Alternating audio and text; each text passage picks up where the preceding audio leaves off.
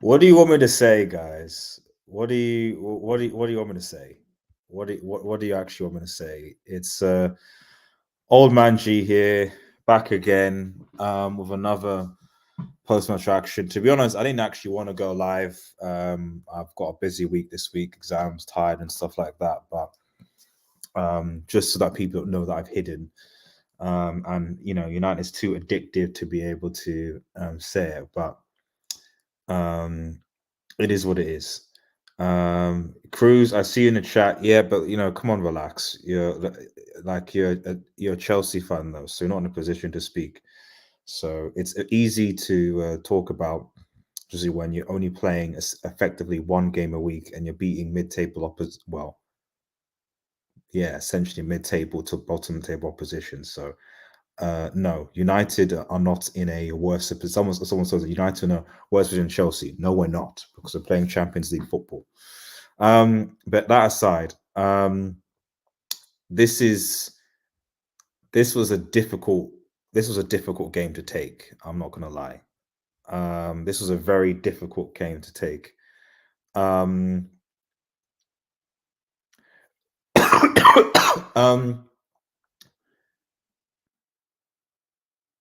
I'm speechless, I guess.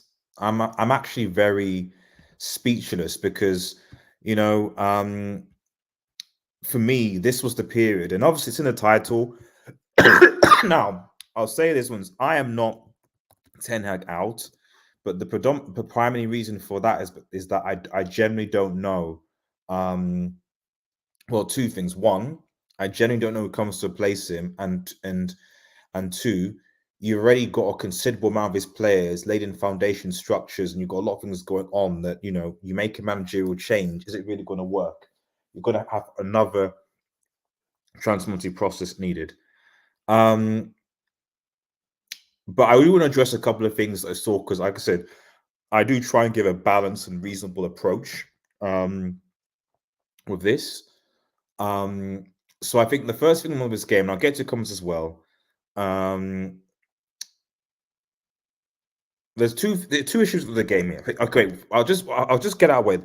The only positive from this game was that Rasmus looks good.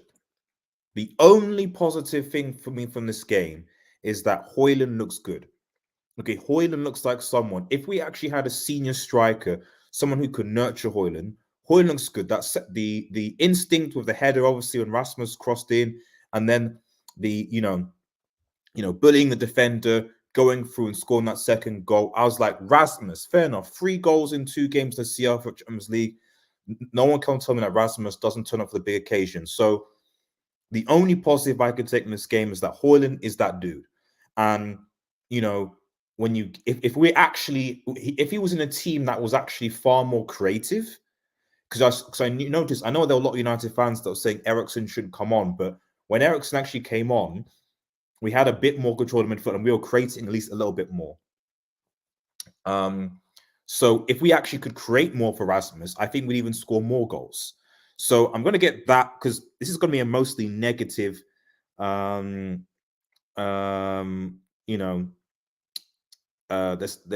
a lot of negativity in this stream. So I want to get the positivity out of the way first. And the only positivity, like I said, is that Rasmus was Rasmus, basically. I don't know any other positive really in that game. No other positives. There'll be people that will say, okay, yes, their injuries. We don't have the front, the starting for. We don't have Luke Shaw, Wan-Bissaka. I did see, I think Mike, who's in the chat, who's there. I think that's a tough considering guards, and they weren't. They gave us a lot of space, which is one reason why I think it was easier for us today than say against Crystal Palace. But as I talked, if you watched the preview, as I said one of the things that I was worried about was Dallo against Zaha. And that's kind of where the theme of this, I think, post-match reaction kind of shows is that defensively we were really, really bad. Really bad. And yes, I don't think that helps when you're playing Amrabat at left back. especially for the third goal. I know a lot of people say Onana should have, and he should have, but you know, it's clear to me that like Onana's a midfielder because like I can see people saying they're switched on, but to be honest, Amrabat, if we don't have the ball, this is for the third goal. You know, the defenders are playing a high line. Amrabat is behind. He should come up so as to play thingy offside. He doesn't. They're through it, and you know it's the third goal. Or you drop deep, given that and try on to given the fact that you're down to 10 men. Defensively, we were awful today. We were so bad. I can't explain it. And this is the thing I want to start on because I'm going to get in Onana later. But what I would say, though, at least for the first two, is that there's no excuse. Okay, like we should, on another day, we should have been 2-0. If we were 2-0 up, and Onana had made that mistake, I don't think that Galatasaray win that game. Maybe they get one goal, but we'll probably bring on Maguire, hold the fort. It'll probably be fine. So, for all intents and purposes, we should have been 2, maybe even 3-0 because I think Rashford had that chance. Rashford looks bereft of confidence, man. Rashford looks good across, but Rashford looks bereft of confidence. Like he was taken off, obviously. Garnacho came on. So for those saying that Ten Hag has favourites, he took Rashford off at about 68 minutes, which is earlier than I expected. Garnacho came on, did okay. I don't necessarily think he did massively better, but obviously we end up playing with 10 men. But at the end of the day, the game was caused by the defense and a keeper. And like I said, it was, to concede. And this is the thing, to concede so soon after scoring. This is where it's like, okay, yes, we have the injuries, but this is where the mentality comes. This is the issue of mentality here, because and to be honest, I've got to start first when you have to look at the likes of Varane and Casemiro. And I know people might think that's weird, but Varane and Casemiro have won Champions Leagues. But Varane and Casemiro, Varane has won a World Cup, international, all these different things. So, and then Bruno, obviously, from a captain point of view. Bruno, Casemiro, Varane, that spine. The leadership should come from these guys. So I'm going to start from top to the bottom, and I'll get to work to the manager later, because people say, oh, no, they weren't the sort of problem. Yeah, but the leadership starts from those guys. The leadership up front, the leadership in the midfield, the leadership in defense. And the reality is that defensively, because if Maguire was playing, and one reason why I gave Maguire so much stick was that he was the captain and he was the centre back defense. So I expect him to be able to marshal defense and also make good decisions. He wasn't doing that, hence why he was dropped. Varane, you need to organize your defense. You need to communicate well with the goalkeeper. Okay, you're more experienced. Okay, so the communication between defense was not good. The first goal, my fear comes to pass in that Dalot gets bullied by Zaha. I'll keep it a stack. I'm not saying this, but Wan-Bissaka doesn't. Wan-Bissaka pockets Zaha. Simple as that. Simple as that.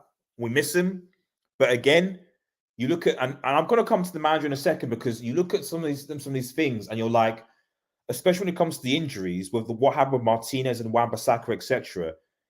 Players who had injuries or suspected injuries, playing them, now losing them, and then ultimately for what? Because when they came on, when they did things, we still lost the games. We still lost the games.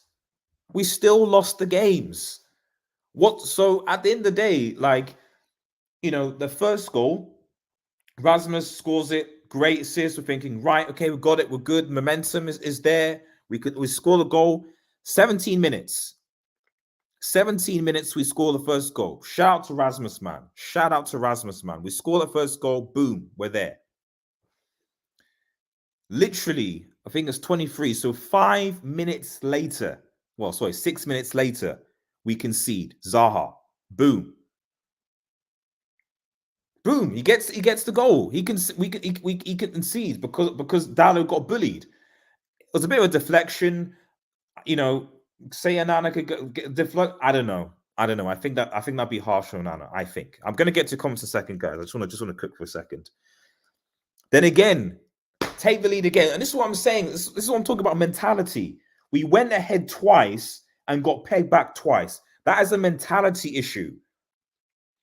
Okay, that doesn't have to do with availability or even tactics per se. That's a mentality issue.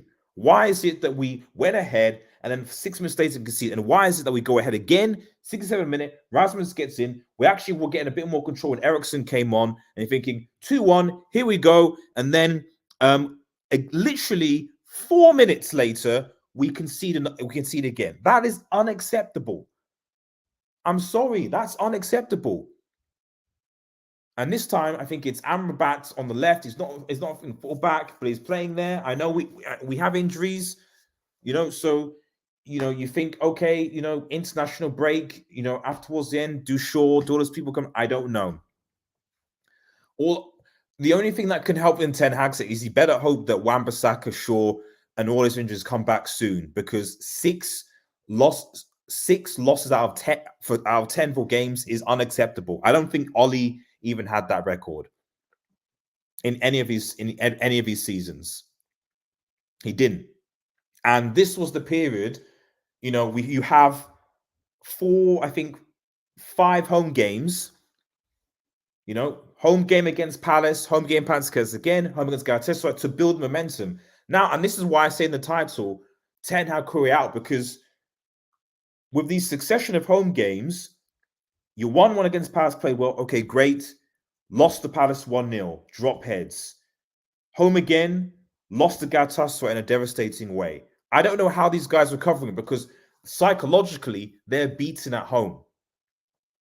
And now, this weekend, they're going to be playing Brentford. How are these players, because they're mentally weak, all of them, how are these players going to get their head up against the Brentford side that, okay, they're probably not going to be as compact as Palace and not going to be as open as Galatasaray.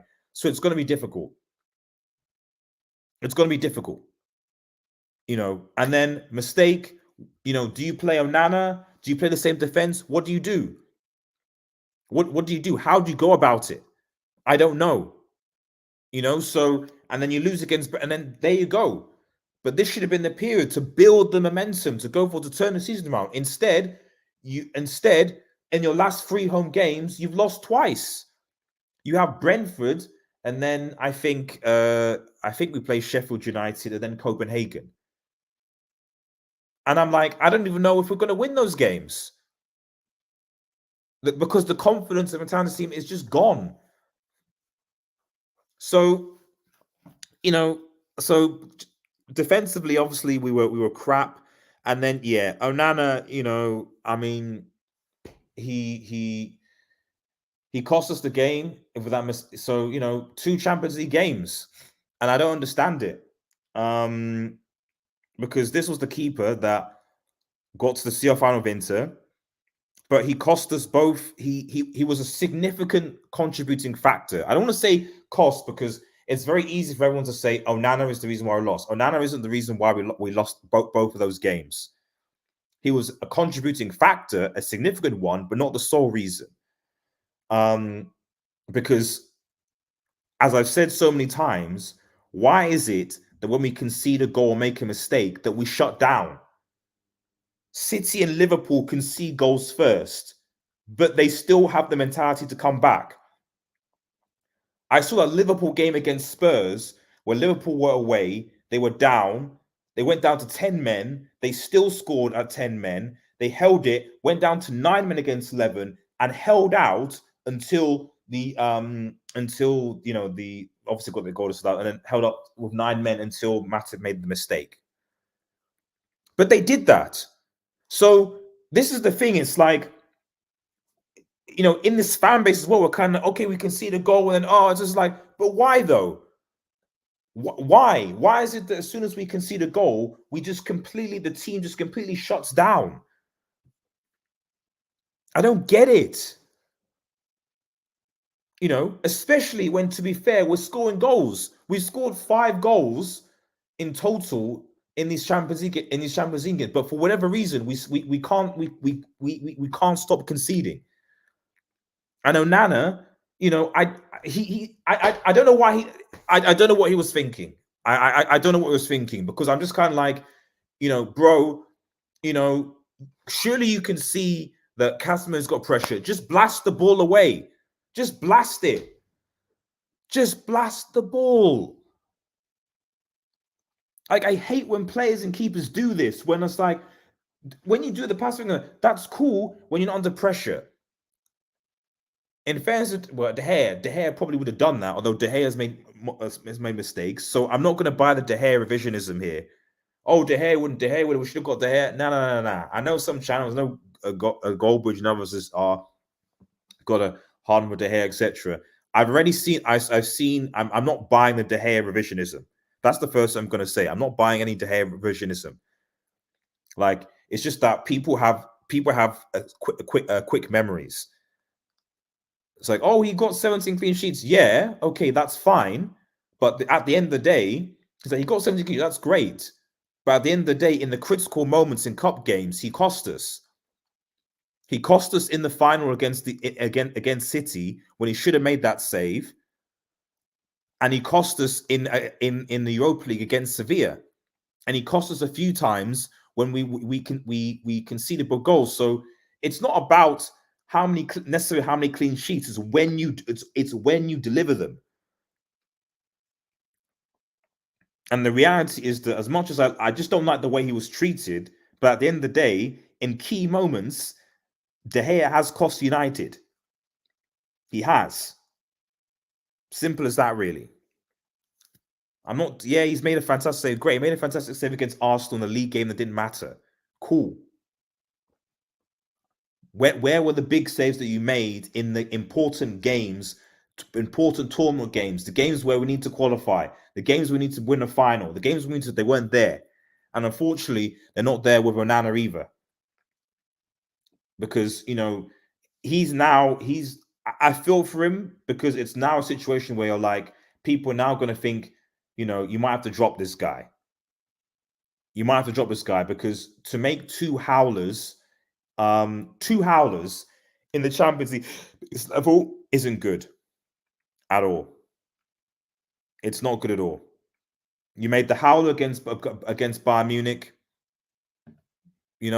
We're playing well, we're fine, and then we're 2-2. You make a howler here. You save and then they get a penalty. To be honest, I thought Icardi was going to miss after what happened at the weekend. I knew he was going to miss. I actually knew he was going to miss. He missed, and you're thinking, okay, cool, 2-2, 10 men. It's like, I think it was 70, 80 minutes. Right, for the next 10 minutes, let's just drop shot, just defend, just hold on to the ball, just get some passes to play together, and then take things from there. Not that we could pass to save our lives, because I've been looking at this team for a while, and it amazes me just how we just can't seem to pass at all.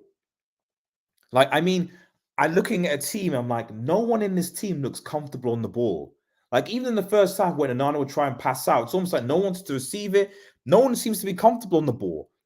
Wanted to carry it, wanted to take it. Nobody.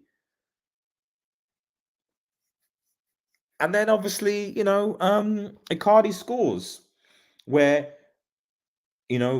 catalogue of mistakes. Amrabat again, playing him on, miscommunication. Lindelof ran up. What's going on? And again, you're thinking, hang on a minute, guys. Why the hell are we even pushing so far forward? We're down to 10 men. The momentum isn't there. Like, literally, we need to restructure, we need to organize. We're down to them, and let's just sort of nothing.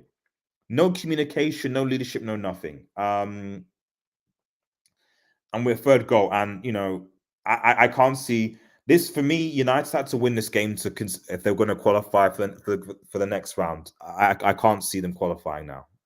I can't. I can't see Manchester United qualifying now.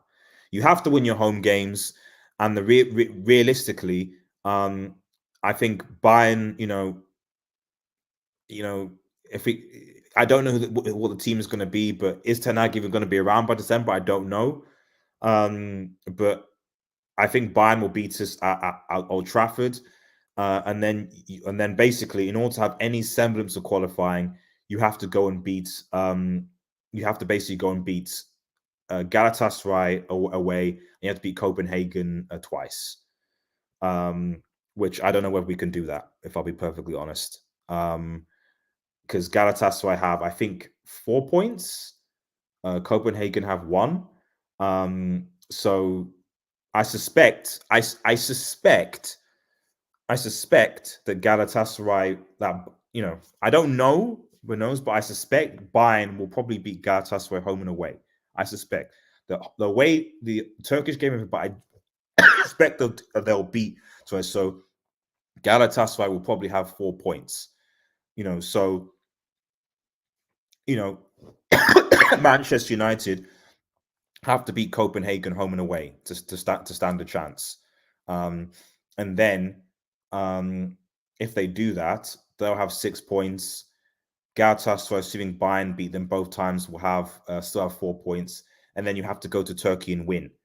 And then if you beat Galatasaray in Turkey, then I think that would be enough. Yeah, I think that'd be enough. So essentially, the only way Manchester United can qualify is if they win the next 3 games, back-to-back Copenhagen and Galatasaray. And if I'm honest, I don't see it. I don't see it. And if I'm even further honest, I'd rather Manchester United X the Champions League at the group stage. I don't want us to in Europa League. There's no point. There's no point. What's the point? Drop into the Europa League if you're going to go on and win it, and then secure Champions League. Okay. At some point, to be honest, we need to, at some point, because United aren't going to win the Premier League and they're not going to win the Champions League. Let's keep a stack. So what actually is the purpose of this season? That's the question that needs to be asked. Because if the objective of the season is that we need to be back in the Champions League, well, what's the best way to do it?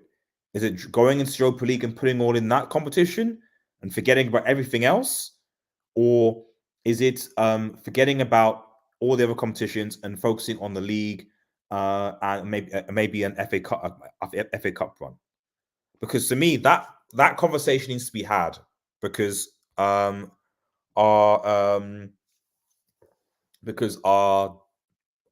squad is ravaged with injuries. We need to prioritize. It's why I wasn't celebrating when we won the Carabao Cup game, because it's, again, unnecessary games. We need to know what our objectives are. And objectives currently right now, I don't know what they are. But the way that we're playing, I just don't see the way that we're playing right now. You see Manchester United finishing mid-table and out of all competitions by December. And so we need to ask: is that acceptable? What's going to happen to Ten Hag? I don't know. But to be honest, I with all that's going on in Manchester United, I doubt Ten Hag is going to be in the sacking seat anytime soon. But he's under pressure, under a massive amount of pressure now. Right, let me read into. We'll get to the player ratings afterwards. I mean, to be honest, Rasmus is going to be the only one that's going to be above a 6. Everyone else will be potentially 5-4 or less. So let me get some. David is unbelievable. People knew Onana would make mistakes. Should have kept De Gea or went for no. As I said, I'm not buying the De Gea revisionism. The Oos is better than Rashford. He's injury prone though. An animal could trust. I don't know, bro. You've made 2. Unfortunately, But by the way, guys, 60 people watching. Make sure you like the video, and subscribe. Like the video and subscribe to it if you're new. It goes a long way. Please help a brother out. We always seem to get more people watching when United lose. Funny that. But yeah, I don't know.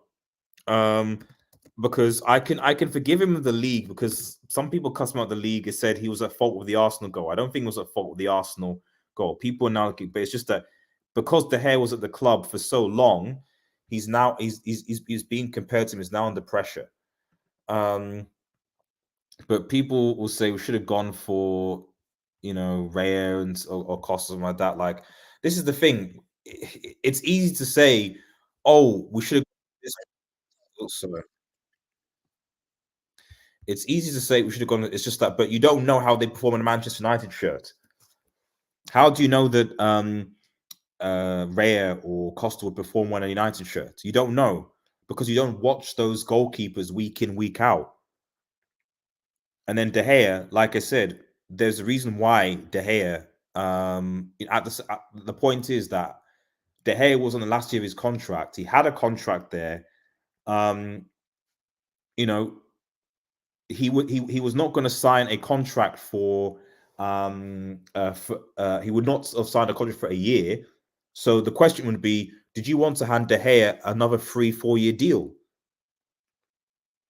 on the current wages, which would have been 300k? In my personal opinion, no. So when people say we should have kept De Gea, it's like he was in his final year of his contract. Okay, so he was given a contract which he didn't sign initially. Okay, then that contract was removed because, quite frankly, he cost us in the Europa League, and he cost us in the City final, which actually led to City getting a treble. So, if it was De Gea playing and these things happen, people say, why did you give him a new 3 or 4 year deal? What did he do? So I don't know. I hate saying this. If Radcliffe gets his minority bid and keeps him around, then it's getting a lot worse. United done for good. We have to accept. Well, Galatasaray fans are apparently done part of this of similar. There's nothing enough like being red banned in the stadium. They know our owners suspect us, so why can't they? It's fair. My son scored twice. That's the only positive. Shout out to you, man. Shout out to you, man. Shout out to your buddy, man. You only need a second. We do have one. And the Turkish guy. There's a possibility that he might start. Might be brought in. Well, but we couldn't afford him though.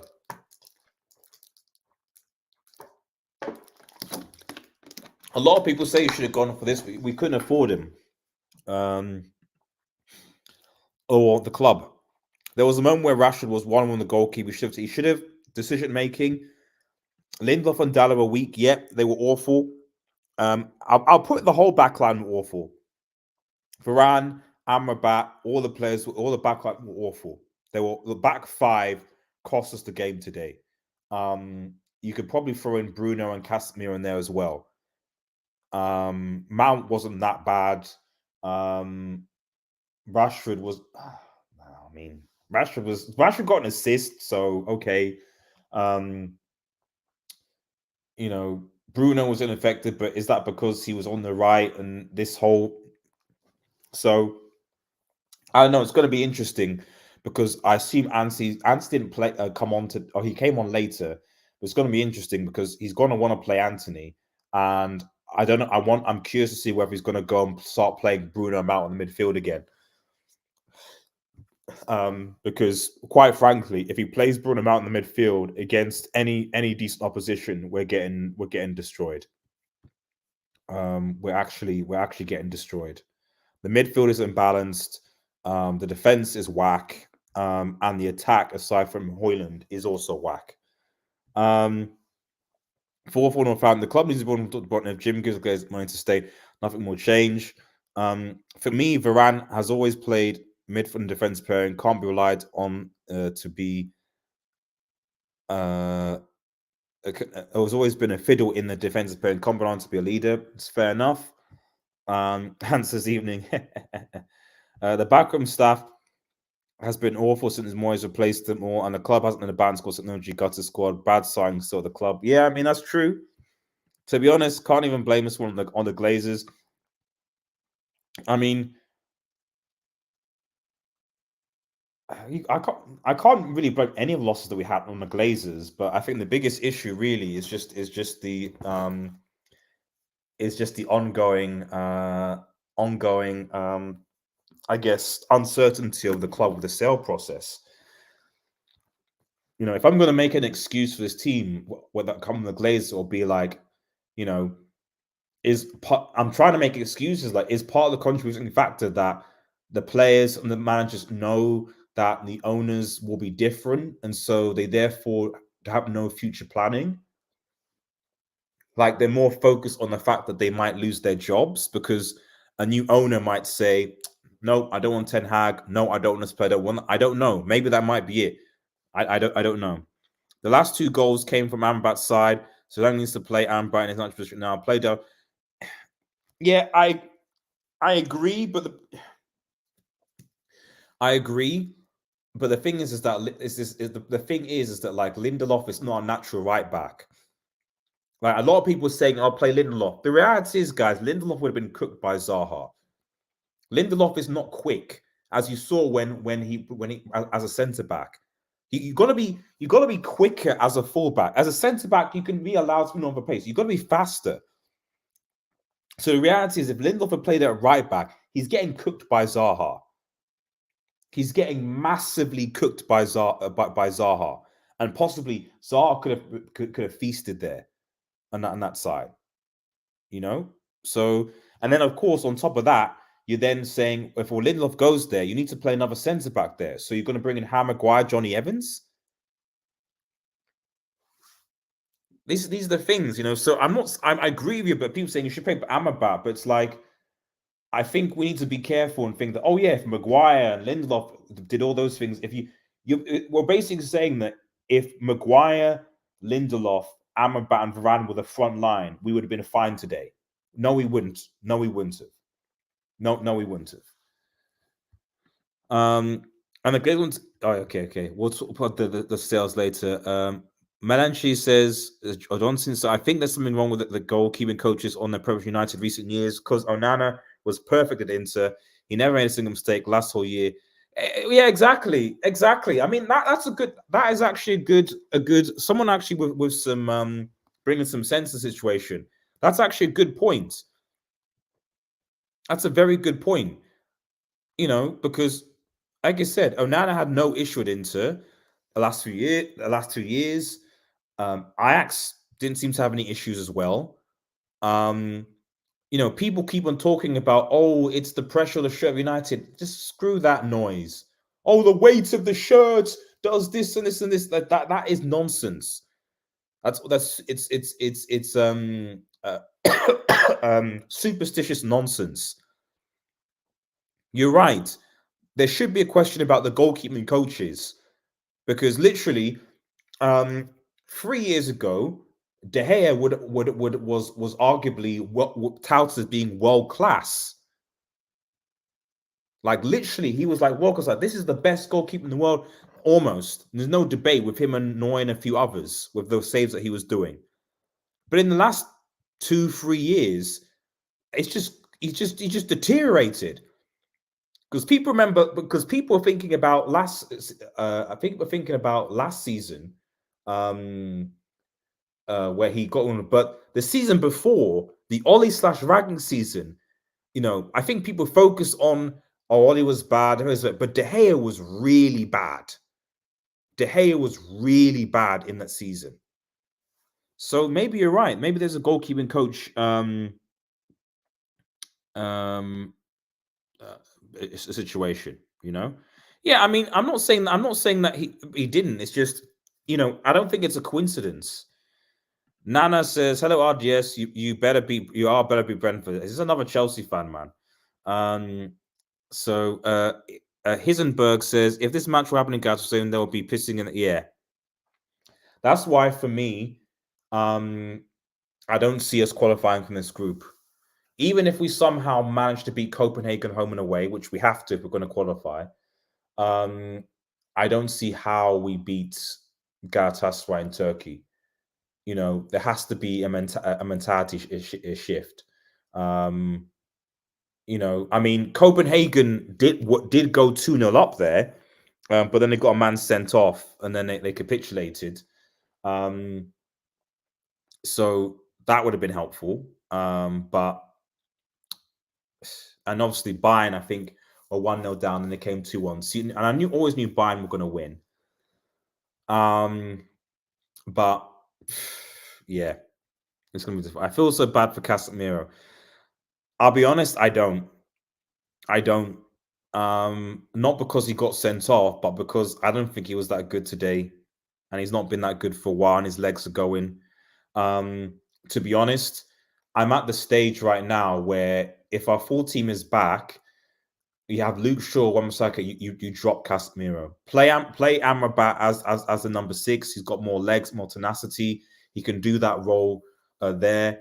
And then play Mainu and then either Bruno or Mount. That's what I would do. For me, that's your midfield. Amrabat, Mainu, and Bruno or Mount. That's what I would. That's what I do. Plus or minus Hannibal. But for me, Amrabat, Mainu, and Mount / Bruno.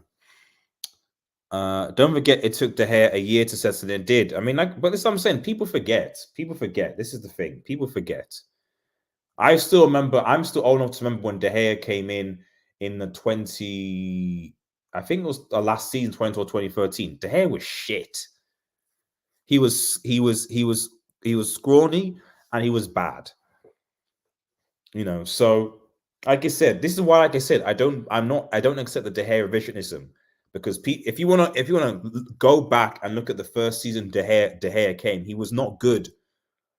People were questioning De Gea a lot. They're like, is this guy good enough? He's someone from Atletico Madrid. He's scrawny, skinny, we don't know, etc., etc., etc.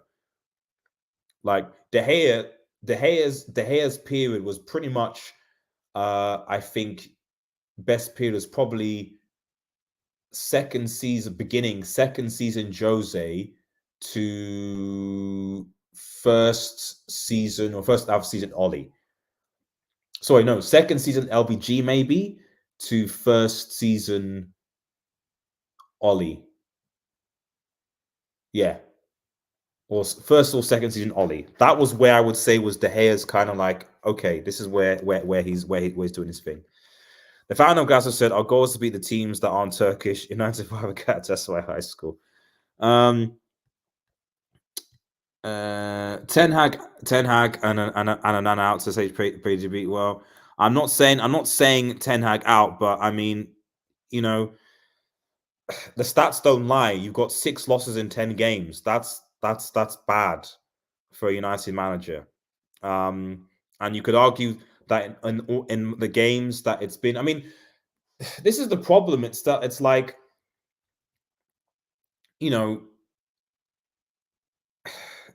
it's an enigma with United, because it's like in all the games we've lost, like, and especially games that we've lost, it's like you're like, for like a significant period of the game, we played well.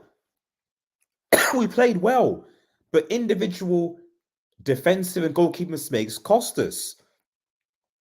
You look at the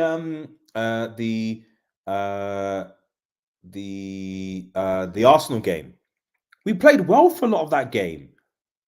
Garnacho goes through, it's 2-1. You're thinking, yes, come on, it's offside, and then we get it's a ricochet of Johnny Evans' mistake, 2-1.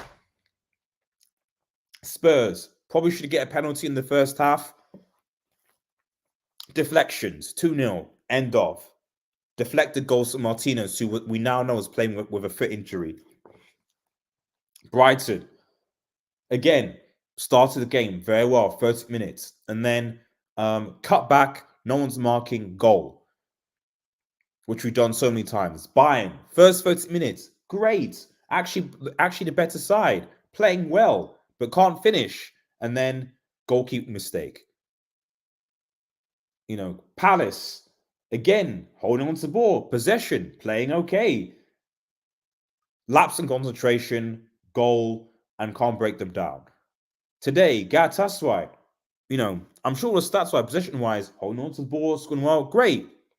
Score, take the lead. Right, about to go on ahead, concede again. Lapses, defensive, etc. So That's what's so the frustrating thing about this process is that now we've not played City Liverpool yet. I get that, but the frustrating thing about this process is that in the games that we've lost, it's not that we played the whole game badly, or that I haven't seen areas where I'm like, okay, maybe I can see where this team is going. It's the mentality, and that's what concerns me the most, because you bring in players, okay, the ability, etc. But they're bringing their ability. We're seeing the limits of their ability, but mentality is different. And, does that come from the coach? The coach needs to give the mentality. If the mentality of players is gone, you look at a Rashford. Rashford looks like a breath of confidence. It's up to the coach and the coaching staff to give that confidence back to him. And if they can't, well, this is where the whole replacement comes in. You're gonna have to find someone who will. Yeah, it's true. No one is controlling the attack. No one is trying their hardest except Højlund. Exactly. Big up my man Højlund. Agreed. It's a battle for but the thing is, like I said, I'd rather be out, get out of the Europa League, and just focus. To be honest, for me, just with the way the season starts, where things is, I think for me, the season is. You can almost say the season's over. The injuries, the dysfunction, the drama around Anthony and Sancho and Greenwood, the wholesale process. To be honest, for me, I just think United need to get the sale process out of the way, and we need to just try and secure a Champions League spot for next season, and that should be the goal. Because we're not going to win any trophies, I don't think. We can't. So what's the easiest way for us to get in the Champions League? Either you put all your eggs into the league games, or you drop into the Europa League somehow. But that's assuming we can get a dub against Copenhagen. Because the next game, if we have any chance of qualifying the Champions League, is a must-win at home. But, psychologically, Old Trafford is not a fortress. Old Trafford is a brothel at this point. Anyone can come in and get a result. So psychologically, you've got 5 or so excellent home games, and you had 5 home games. Crystal Palace twice, Galatasaray, Brentford, and then Copenhagen, and then obviously City, with Sheffield United being the only away game. 6 home games. Building the momentum. You can't do that. Sack again, and then what? More is obviously orange rather than saying, "Oh yeah, no, I agree, But I'm not Ten Hag out. But it's just that, like, I can't deny the results though. You got 6 losses in your first 10 games.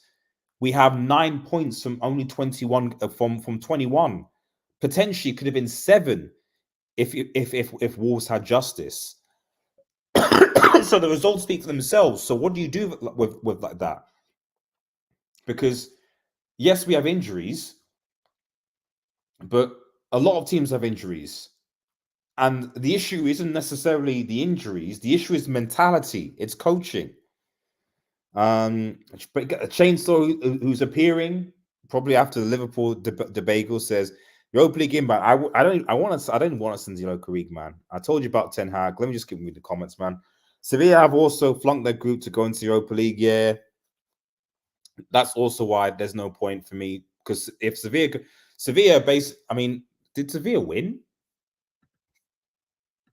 Let me know in the chat. Did Sevilla win, or what happened to them against PSV? Was it a draw? That's the last time I checked. If you want a manager who wants to play a certain way, you need to give them a squad. Problem Club had to get their players in before they became established. But this is what I'm saying. It's like, you're right, but the thing is, this isn't an ability issue. What I'm seeing right now is a mentality issue. That's why it's worrying.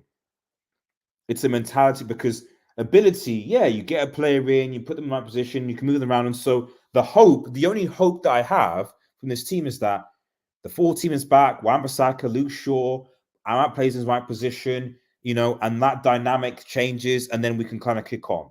So I'm hoping that the team's ability will come through. But what concerns me is that there is a mentality in this team right now, a mentality of failure. because, like I said, even at 10 men, it was still 2-2.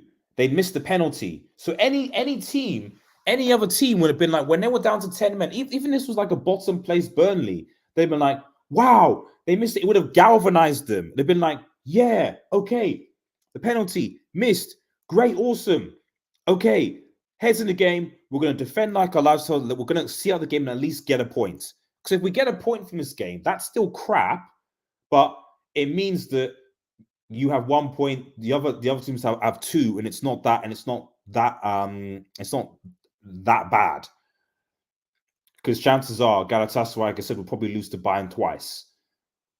But a loss, so there you go.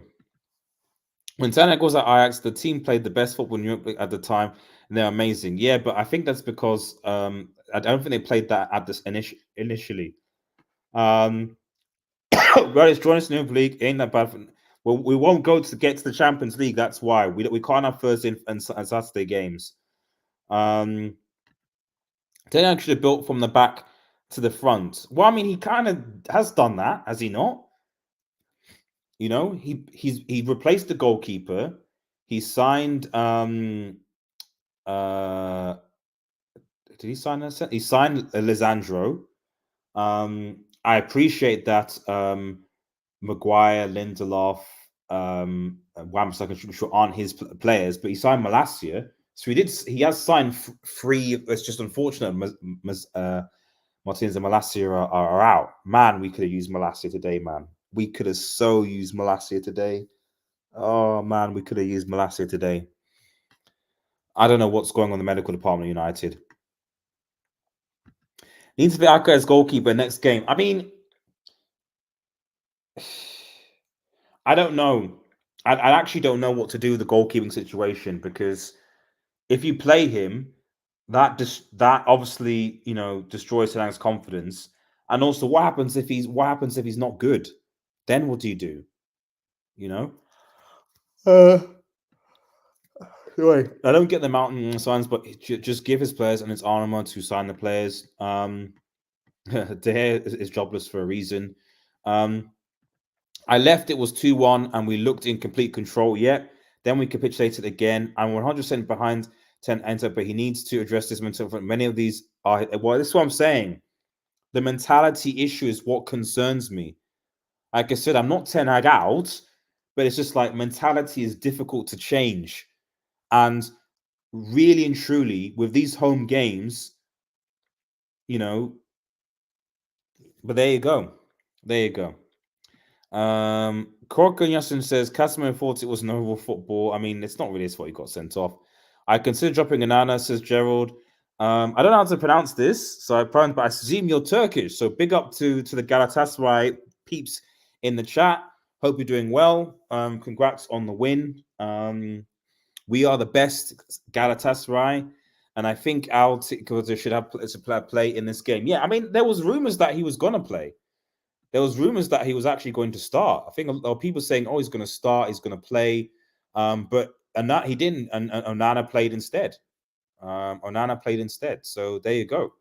By the way, guys, if you're new, remember to like and subscribe, share, and subscribe to the video if you're new. We'll get to the player ratings in a bit. Actually, I'll just get through to your comments. I mean, the Glazers gave the players a manager contract, and when there was some sub problems on the team, they didn't do the research on how Ten Hag works. It's a coaching issue then. Why hasn't Ten Hag changed the backroom staff, and why hasn't Ten Hag mentioned it since he's lacking confidence? Too many internal issues. Like I said, it's multifactorial. I said the right issue at United is multiple issues. You've got the ongoing sale issue.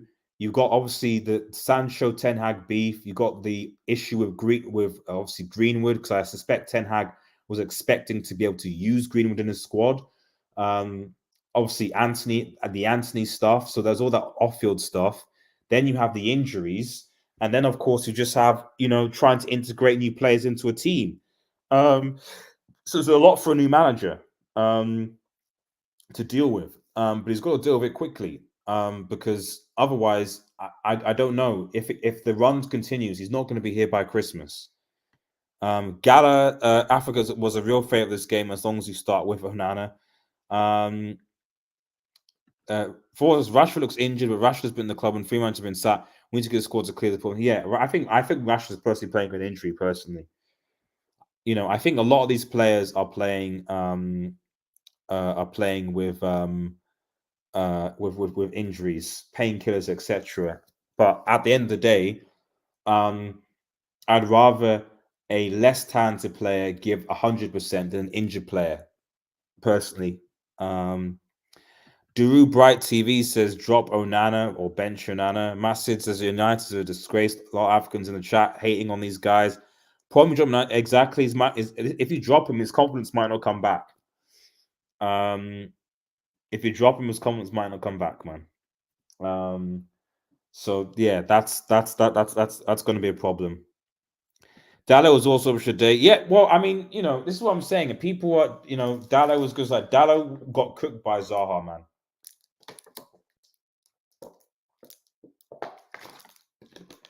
Dallo got cooked badly.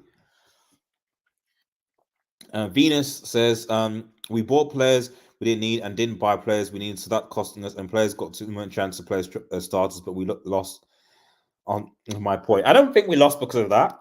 I think we lost because of mentality. Because at the end of the day, we had, before we went down to 10 men, we had the game under control. For large parts of the game, we had the game under control. We lost because of a weak mentality. I don't think Galatasaray were that great. They weren't that good. It's just that they just kept on going, and we switched off defensively. And Amrabat, who was at left back, who's not a left back, was awful today. But at the end of the day, again, if Reguilon was there, happy days, and he had a good game against Bayern Munich, but he got injured. So this is the thing. You have 4 fullbacks injured: Wan-Bissaka, Luke Shaw, Malacia, and now Reguilon.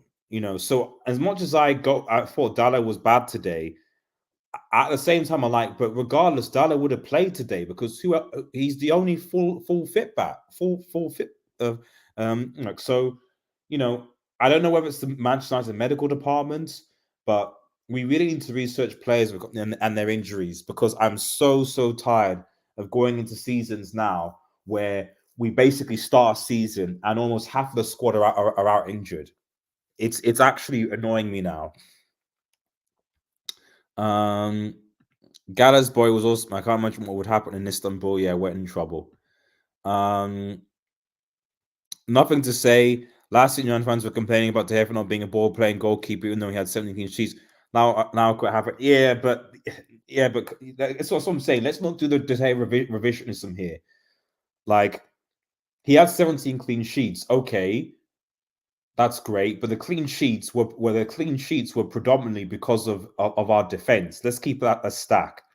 Our defense was the reason. Our defense was the reason when we had those clean sheets, because the previous season, the last 2 seasons, he was crap. And also, clean sheets are great, but it's what you do in the big moments that counts. And like I said, the reality is that his mistake cost us that FA Cup goal against City, and his mistake, or 2 mistakes, cost us against Sevilla. So yeah, I'm not. I love De Gea. It's cool, but like I can't take this De Gea revisionism, because there were many times in key moments that the dude cost us, and that's why it wasn't the De Gea situation wasn't because we need a ball play keeper and that's it. If De Gea was an amazing shot stopper, and you can see, no one would be saying De Gea should have gone. The issue was that, yes, he made some world-class saves, but he was making regular errors. I still remember when we played Brentford, beginning of the season, Brentford, 2 back-to-back errors, we'd lose the game 4-0. So there you go. Which highlights, again, is really what they need. The club is in absolute disarray. Anyway, and that is that. Right, let me quickly do the player ratings, and then I'm rounding this up. I'm rounding this up because I am tired after this team. To be honest, I might not even do much of a reaction at the weekend. I think I need to just emotionally detach myself from this Manchester United side, and that's probably what I'll do. So let's look at the player ratings here, and then we will finish. So I mean, if you look at the stats here, 16 shots, 5 on target, 50 possession, 44%. 4 shots on target, 3 goals. Pass accuracy, poor. That was another big issue that I had in the first half. The passing in this side is so bad. And obviously the yellow and red card. Right, let's do the player ratings. Onana gets a 2. Unfortunately, buddy, your mistake got Casemiro sent off, who now will miss the game against Copenhagen at home. We are already down with players it is, so what's going to happen now? You're not we're now. I'm hoping on so because an international break, I think before after this week. So I'm hoping against hope that Reguilon comes back. So at least Reguilon could play our left back, Amrabat can come into play where Casemiro is playing. Because we need a fullback desperately. But yeah, Onana 2. Amrabat, he's makeshift, but I've got to judge him based on where he was playing. So for me, he gets a 3. Both I think 2 goals. The third goal and the second goal come down his side, and he's just in positioning awareness wasn't that of a fullback. So there you go. Varane Lindelof. So I'll go with Dallo. Dallo, I'll give like a give him a 3.5. He was getting cooked by Zaha all night. And I don't think he did much offensively, to be honest. Let me know your play rating on the chat, by the way. Varane Lindelof. Varane Lindelof.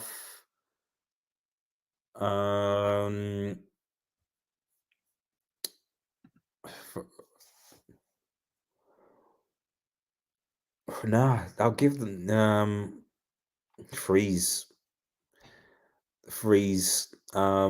Just the whole defense was bad, so they get freeze. They didn't really do anything. They were bad. Casemiro, not his fault for the red card. He's got to do something. He's got to do something. But there's a part of me that's like, the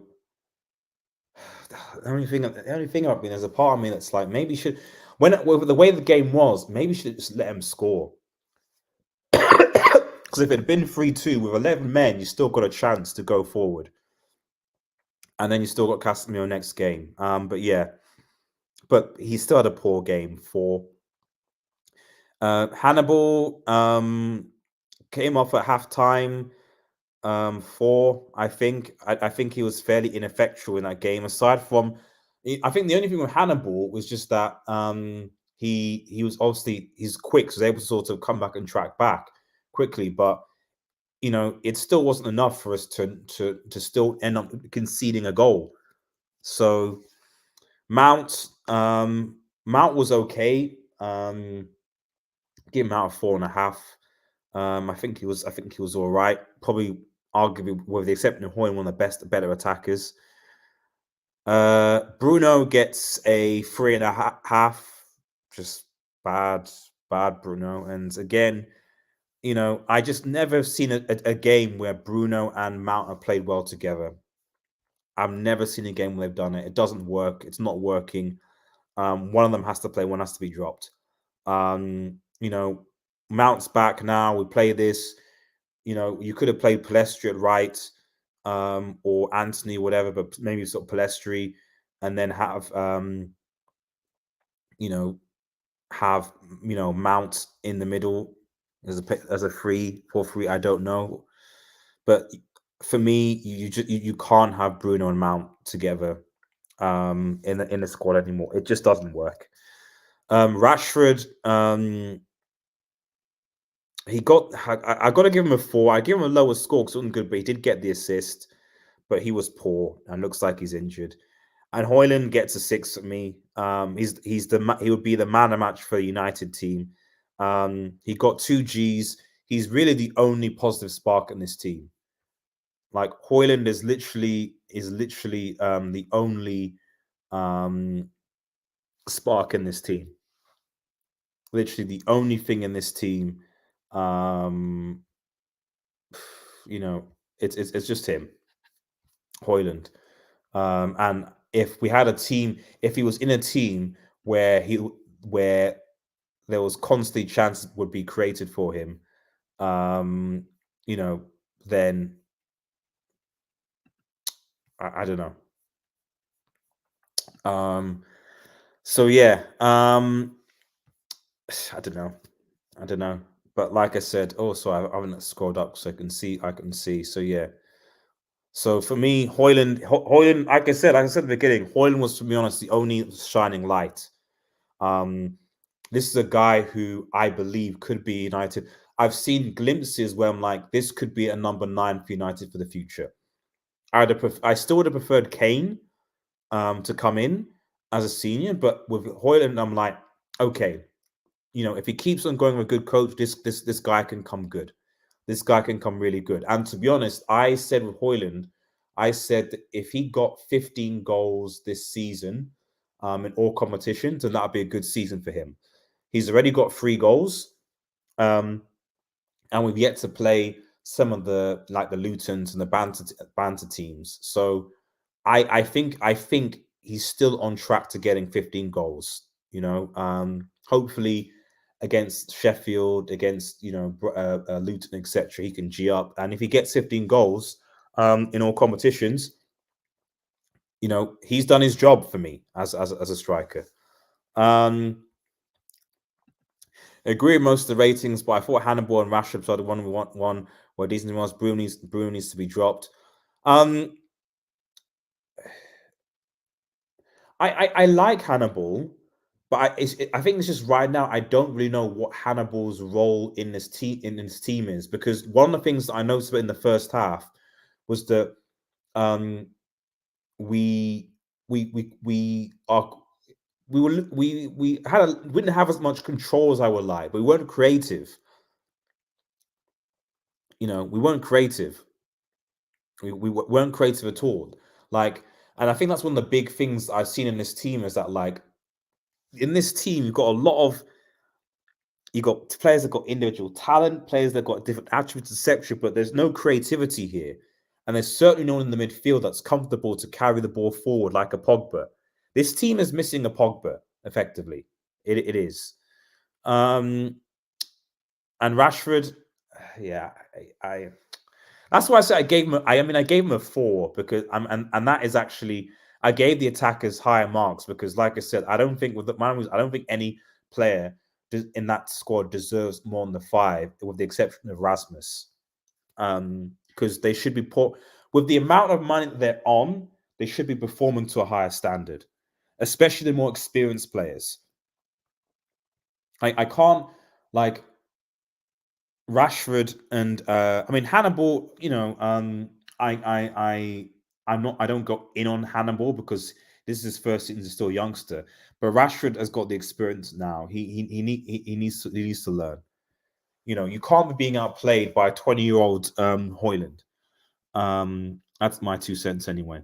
Kudos to Højlund. I like the guy. Bath time, big up Bath time says, hi, says, wish we could meet in better, but any positives tonight? I like myself. I gave my positives at the start, and I was like, for me, it's Højlund. It's Højlund. I agree with you. I don't think Mount. I think Mount had an okay game, but the only positive I can take is that I think we've got a number 9 for the future. I think we have a good number 9 for the future. I can see Stubborn Horn. I'm thinking, okay, I can see how this could work. That's my that's my thing with this. Onana should be benched also. Well, it's going to be interesting to see what he does. Ten Hag does the weekend, because it might destroy his confidence. Hannibal's role is to defend the channel, crush the box, and support the counter press. When he came up our channel space, was targeted hard and it screwed us. Okay, that makes sense.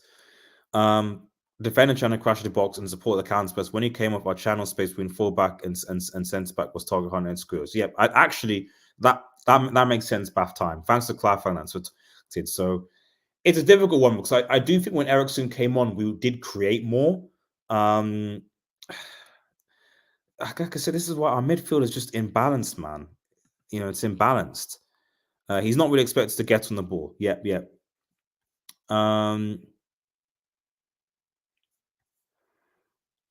Anonymous punishment in Spain. Afro California says, Icardi, Mertens, Zanza. I don't see any chance in Istanbul to win. Most probably will go to UEFA. Yeah, we're not qualified in the group.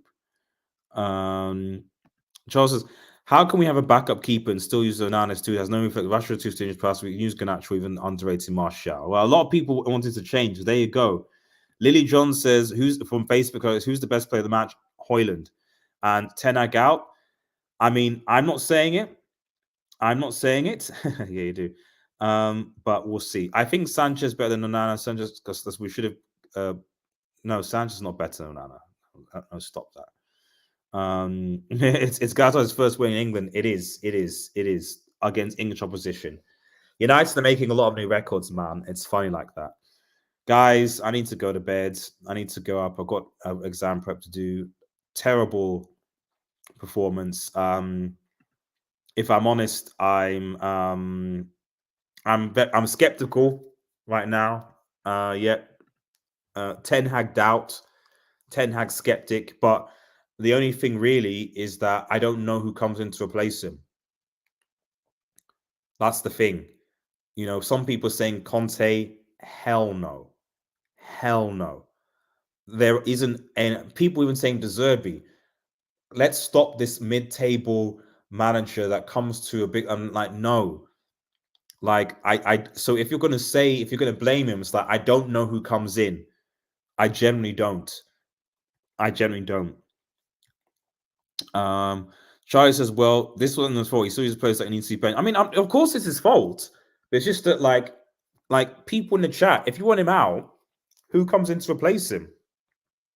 And don't tell me Conte, don't tell me Zidane, and don't tell me De Zerbi, because they don't come and fix this.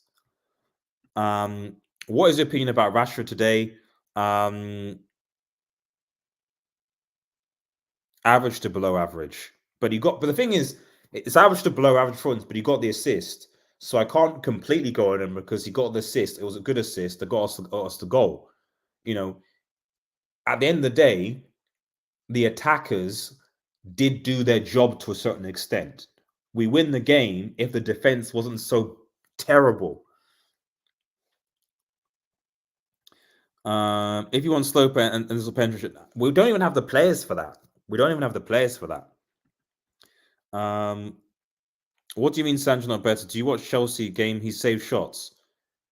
Yeah, I watched Chelsea games, but who have Chelsea played?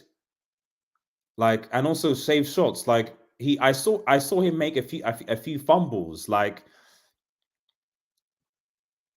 I don't know. He saved shots. That's great. But who exactly have Chelsea? Also, who have Chelsea been playing? That's one thing I see with a lot of Chelsea. But we're better. It's you got to also consider the opposition that you're playing against. Chelsea have not played anyone in the top 7 or 8, I think, this season yet. So we'll see how Sanchez does. We'll see how Chelsea as a team, when they actually have to play City, Newcastle, Spurs, Arsenal, Brighton, etc. Anyone can do amazing saves. If you're playing against freaking Luton or Bournemouth, come on.